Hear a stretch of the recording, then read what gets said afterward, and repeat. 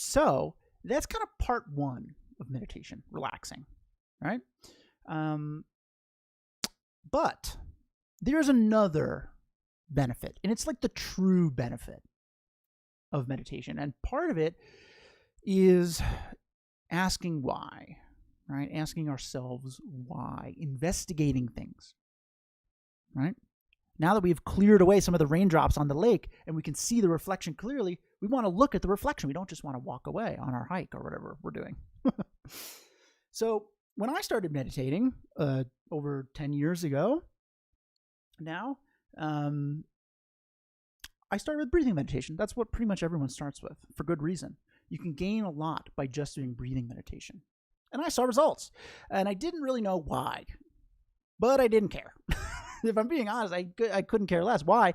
I got in there for anxiety, right? And I started to find that I was able to calm myself a little bit. That's all I needed, right? Eventually, I started to gain an interest into why meditation was making me feel more relaxed. And investigating why meditation works is when I really started to see change, right? Lasting change. I realized I wasn't really using meditation to its full potential, right? Meditation is not just about relaxing our mind, pacifying our problems. Meditation is about using that relaxed mind that we kind of formulated for a purpose, right? To learn, to gain insight into how our mind works. What are the root problems, right? So that's the second step. Relaxing our mind is first, and now we're going to use that relaxed mind to investigate something, right? Looking at the reflection in the lake, if you want to keep going with that analogy that I use literally all the time. Sorry if you're hearing it for multiple times. So when we're talking about understanding our mind, which is really like what meditation is getting at, there are two types of ways we can understand something, really. There's intellectual, right? Reading, listening, watching, analysis, right? And then there's experiential, doing, feeling, right? What does this activity feel like, so to speak, right? And when we combine both of these, the intellectual understanding and the experiential understanding, we start to understand that thing fully. It starts to become a part of us, right? Like driving a car, right? There's an intellectual understanding that's needed to drive a car. This is the gas. This is the steering wheel. This is my rearview mirror. This is how I turn on the blinker. Like, we were probably laughing to ourselves, but we didn't know those things, right? Out of the box. We had to be taught them, right? We had to read or listen or watch, think about these things to gain an intellectual understanding as to how to drive, right? But then there's also the experiential understanding of driving. What does driving feel like? That's an interesting question, right? You probably can't answer, but right? Is that fair? Do you think that's a fair assessment? If I was like, describe to me what driving feels like, you'd be like, I don't know, but you can't explain it, but experiential understanding, right? And so what happens is, let's take driving, right? Still, we reinforce through repetition, understanding how driving intellectually. This is the gas. This is the steering wheel. We start to commit this to memory, and we also commit to memory through repetition the experiential understanding of what driving feels like. Right? We become familiar with driving, so much so that driving becomes effortless. Right? That's what we're getting at. Right? Intellectual understanding, experiential understanding creates effortless knowing of that activity. Meditation is special in that we gain both intellectual and experiential understanding about how our mind works, right? And that allows us to change our mind through the process of familiarization. This is why meditation works, because it is a tool of familiarization. And familiarization is literally the key to everything about changing our mind, right? And we can kind of look into familiarization a little bit more to see this, to start to get some conviction in this, right? So like if I was to ask you, what kind of activities come easy to you, right? What would you say? We already talked about driving, so maybe that's up there, right? What kind of activities come easy? Walking, if we're able to do so. Chewing gum, I just thought of that. That was easy. Just kind of chomp our jaws together. It's pretty easy, you know? What about riding a unicycle? I don't know about you, but I don't do that too often. Maybe you do. How many unicyclists out there? Reading and thinking. Yeah, totally, right? Super familiar with that. It's easy. We don't even have to like try. Imagine if you like every time you went to read, you'd be like, oh my God, I got to try to remember how to read, right? There was a point where that was true, but now it's not because we're super familiar with it. But like something like riding a unicycle, not very familiar with, right? What if you rode a unicycle every day for the next month? 2 months? 3 months? A year? Then what? Would riding a unicycle come easy to you? Probably, eventually. Maybe it'd take longer for somebody, different for different people, right? But eventually, it would probably become pretty easy for us. And the takeaway here is that the activity is not inherently hard or easy. It's all about familiarization. It's all about our mind and body just not being familiar with the activity, with riding a unicycle, right? This concept of familiarity, the power of familiarity, applies to feelings as well. And this is where meditation kind of comes into play. So what kind of feelings come easy to you? We talked about activities that come easy to you. What kind of feelings come easy to you? Anxiety? That's mine. Oh, I get into this whole meditation biz for anxiety. It comes very easy to me. I can get anxious like this. I don't even think about it. It just happens. It's unbelievable, right? What about jealousy? It kind of sneaks up on you, right? Effortless. Happens like that. Anger, really good one, right? You could be having the best day ever. Somebody says something to you, boom, angry. Effortless, right? A mind can get angry effortlessly, right? Because we're familiar with it. We do it a lot. What about patience? Does that come effortlessly? I don't think so. I don't know about you. We have to try hard to be patient, right? It does not come effortless. Patience does not come easily because we are not familiar with it. We don't practice it a lot. We are way more familiar with the opposite, getting angry, right, than being patient. So we can kind of see that familiarization is really kind of dictating what our mind does naturally. And in all these examples, the activity and also the feelings examples, our mind is kind of like a student, right? And we teach our mind through the process of familiarization, right? Understanding something and then repeating it, familiarizing ourselves with it till it becomes effortless. So we got to ask ourselves, what do we want to teach our mind? What do we want to be familiar with? Do we want to be more familiar with being angry or more familiar with being patient, right?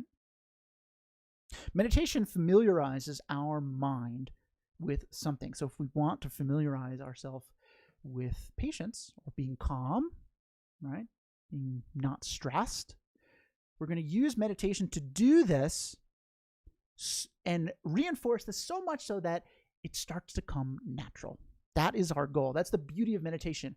That's why meditation works as a lasting change, is because it is training our mind through familiarization to the point where we don't have to put a lot of effort into doing it eventually.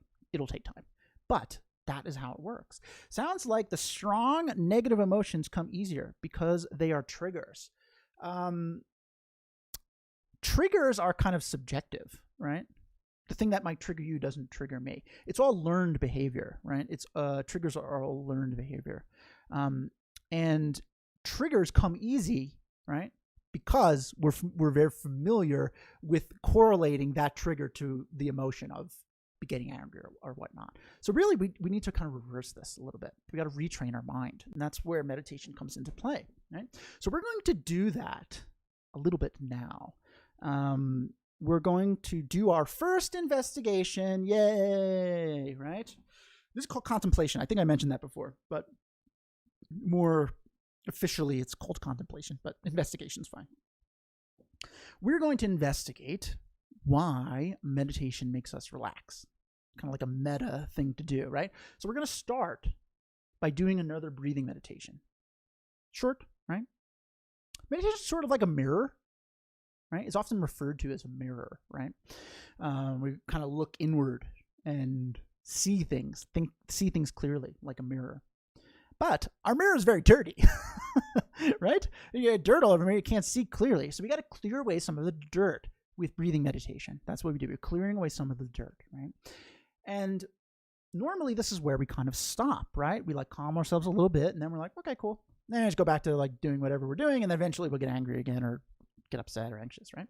So we're going to take it a step further. We're going to clean the dirty mirror, and then we're going to go deeper. We're going to start to ask why. We're going to start to investigate, and we're going to investigate, why was I able to calm myself, even just a little bit, by focusing on my breath? Why? Why did this work? This is where we're going to develop our intellectual understanding of meditation, right? What we're going to get at. When we do this, you just listen to me and think about what I'm saying and see if it resonates, right? That's all. You don't have to like do anything special. That's my job, to lead. Where we're getting at is that meditation is actually not creating anything at all. It's merely revealing our mind's natural state. It's showing us what's already there, right? Our mind is naturally, the mirror is naturally clean. Like when you get a mirror, it's clean, right? It gets dirty over time, right? When we don't take care of it, right? But it's naturally quite clear, right? Our mind is naturally like a clear mirror. And then we're going to kind of think about this a little bit, right? This is our intellectual understanding about this. We're going to come to this conclusion, and hopefully, and then we're going to look for the experiential understanding. And this one's a little more nebulous, right? But I like to refer to it as sort of like an aha moment. We're going to look out for when we're like, oh, interesting. That makes sense. Right? And when we reach that point, even just a little bit, it doesn't have to be like some epiphany, right? But you're just like, oh, wow, interesting. We're stopping our analysis, and we're just going to sit with the feeling that we feel from coming to that conclusion, right? We are going to gain experiential understanding of the fact that our mind is naturally peaceful. Just like we get a feeling of what driving feels like, we're going to get a feeling of what our mind being naturally peaceful is like. Does that make sense? I know it's a little nebulous or heady, right? This is kind of this is the part of the meditation that takes some practice. But as long as you're sitting there being like, okay, that kind of makes sense to me. Like I could see the correlation between driving and here and there. That's perfect, right? And over time, hopefully this may get a little more clear, right? But that's our goal. We're going to breathe to relax. We're going to investigate something, and then we're going to kind of sit with our conclusion that we get from investigating. Okay? Sound good? Great. All right, so we're going to start the same way we did before. If you weren't here before, just relax, sit down. If you're laying down, fine. Yes, very cool. Love the mirror. Okay, that's a new analogy. I'm throwing new ones in there because the lake one has been going for months. So I'm glad that was a good one. So just relax, right? Now, we really don't want to fall asleep here because we're going to investigate something. So hopefully you'll stay awake. If you fall asleep, it doesn't matter. It's fine. Like we're just kind of learning.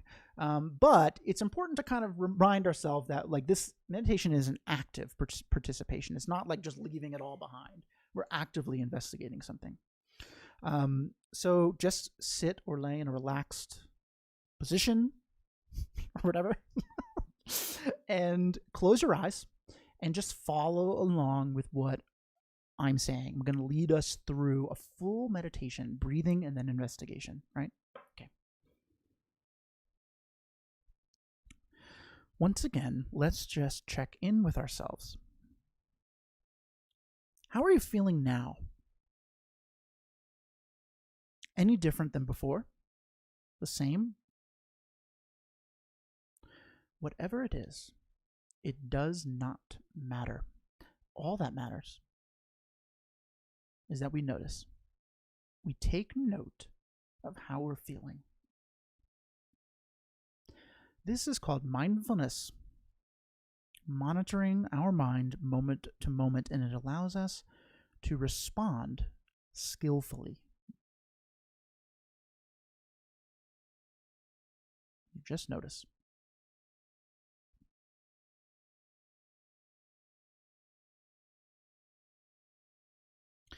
And having checked in with ourselves, we can turn our attention once again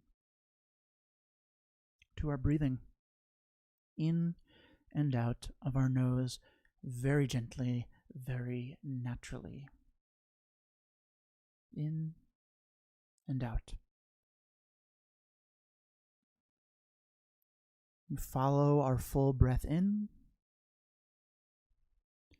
and then we follow our full breath out.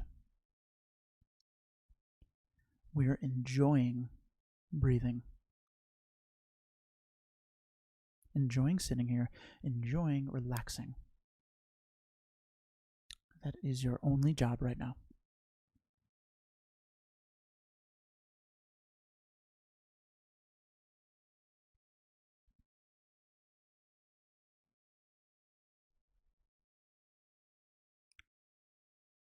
Maybe your mind drifts at some point, thinking about something that happened earlier, something you have to do later.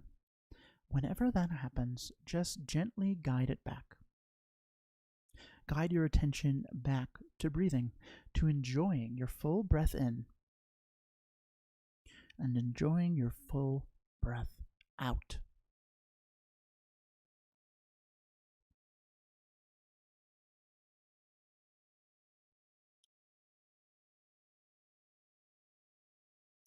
Allow yourself to relax. You deserve it.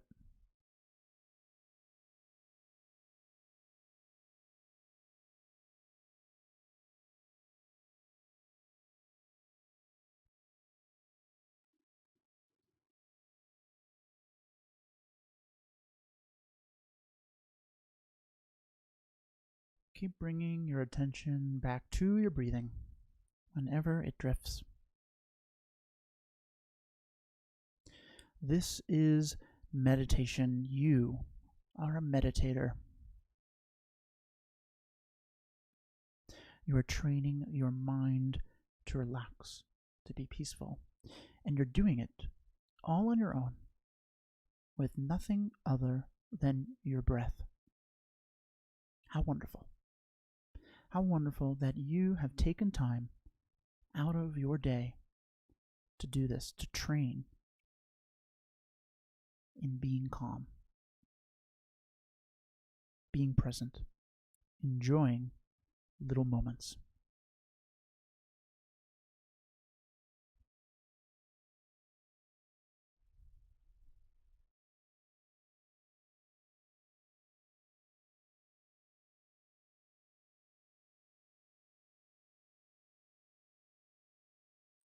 So after breathing in this way for a little while, maybe we find ourselves feeling a little more relaxed, even just a little bit, a little more calm, a little lighter, a little warmer. Whatever your experience is, when you notice it, just kind of enjoy that feeling. An experiential understanding of our mind being calm.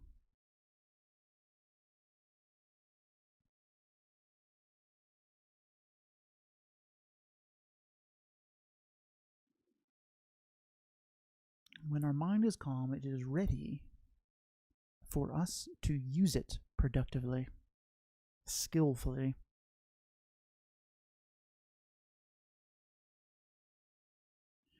We can use our relaxed mind to investigate something. So just follow along with what I'm saying and let it resonate.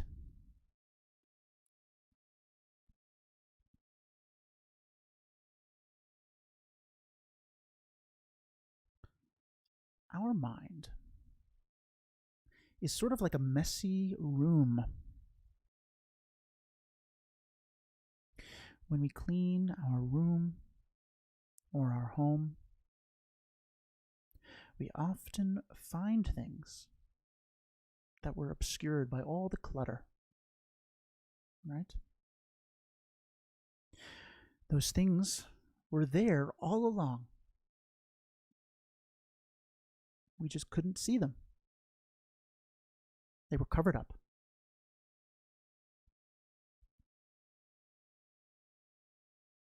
Our mind is the exact same way.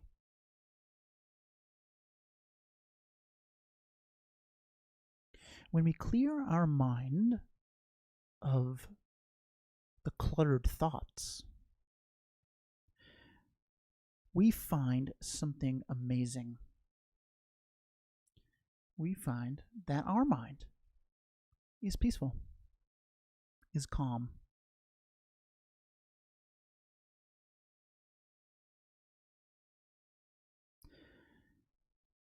Meditation is not creating peace or calm. It is revealing to us what has been there all along. It is revealing to us the default state of our mind. Our naturally calm, peaceful mind.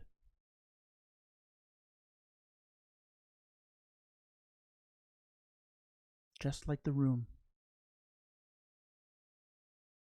it was merely hidden by our cluttered thoughts.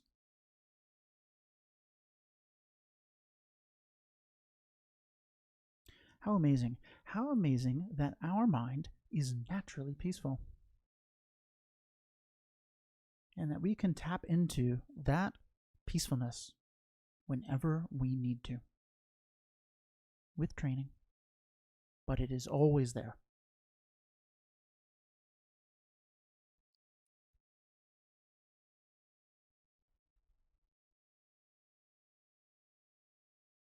Just take some time now to think about this.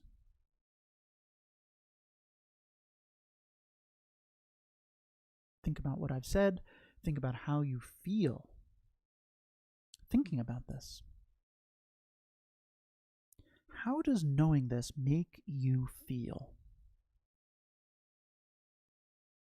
And whatever your experience is, just sit with it. Enjoy it. Enjoy that feeling. This is your mind gaining an experiential understanding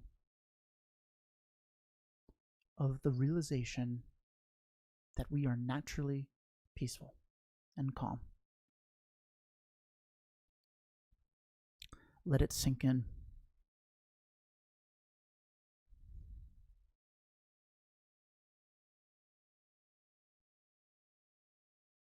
Just enjoy whatever feeling you're getting from that.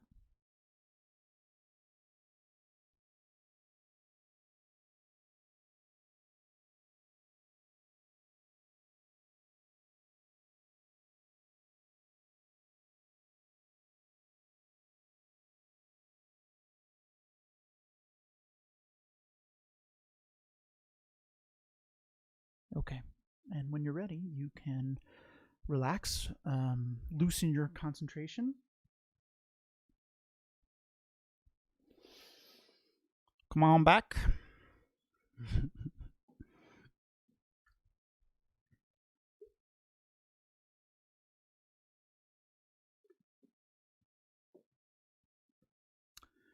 So that is what would be considered a full meditation. Okay, so we start with breathing meditation to relax, and then we're going to investigate something. And in this case, we investigated why we're able to relax. Why is meditation working? Why does meditation work? Right? And the conclusion that we're kind of rolling around in our head is that meditation is not really creating anything. It's revealing that we are naturally peaceful, which is a really wonderful realization to have, because it's very comforting. We know that it's there, right? It's always there, and we can access it with practice. It takes practice, just like anything else, just like riding that unicycle. It's going to take practice, but our peacefulness is there all the time, right? And then whatever feeling we get from that, we're just going to kind of chill in that feeling, just relax in that feeling. And that's our mind gaining an experiential understanding of the conclusion that we've come to. Just like the analogy of the car, right? What does driving feel like? What does knowing you have a naturally peaceful mind feel like to you? And over time, through reinforcing our intellectual understanding that we have a naturally peaceful mind and our experiential understanding that we have a naturally peaceful mind, we will become very familiar with this. And going to our naturally peaceful mind will become effortless. That's the promise of meditation. That's the beauty of meditation, familiarizing our mind with positive truths like that. Does that make sense? Do we enjoy that? Hopefully. That's always the first contemplation, investigation that I teach, because it's the most important one. Knowing that is the most important thing. It gives us confidence that we can relax, that we can deal with the issues that we have to deal with all the time, right? And we can do it with what we have now. Whatever it is you have now, we can do it with what we have now. So hopefully you found that to be nice. Does anyone have any questions on any of that? Anything? What is meditation? What is contemplation? What the heck did we just do? Why do you keep talking about driving and lakes? Anything? I'm happy to answer their questions. And like I said, this is a very good time for me to put my email into the chat. meditationblinks.com. Don't want to misspell it. Hopefully that's right. If you have a question on any of this, email me at any time and I will respond. Hopefully giving you an answer that is helpful and that you like. So if nobody has any more questions on this, great. I hope this was enjoyable or relaxing or thought-provoking, any of those things. That's really the goal, right? Is to kind of shake up what we think we know, right? And start to think of things differently, right? Use our mind to think of things differently, right? So if you did find this to be enjoyable or helpful, Vix, thanks for coming. I know it's late by you in the UK. I appreciate you being here. If you found this, Kyla, you're a gem. Thank you. That's very sweet of you to say. If you found this helpful, come back next week. We talk about something else, hopefully with less technical difficulties, and bring a friend. We can kind of share some of the enjoyment that we're getting out of this with others, which is a really kind thing to do, right? You can also subscribe to my YouTube channel, which is very helpful in reminding you when I'm going to do this, because I'm, maybe don't have it in your calendar every Wednesday, but this will remind you when I'm going live, and it's also quite good for me too. Possibly discuss depression by pandemic at some point. Great suggestion. I will do that. I think I'll do that next week. Great suggestion. Thanks, Joseph. Can you explain a little more about experiential versus intellectual understanding? Is experiential like doing things? Well, intellectual is about thinking. Essentially, yes, that is one way to think about it. Intellectual is understanding something by like reading or listening or watching. Analyzing is another way we can do that. Experiential is the feeling that we get doing it, right? So we have to do it. So experiential is doing, right? Because we have to kind of do it. And that's why I like the driving analogy, because we probably never think about what driving feels like, and we definitely probably can't describe it to somebody, but we know it. And we know what it feels like because we have an experiential understanding of driving. Maybe you don't drive, so we'll use something else.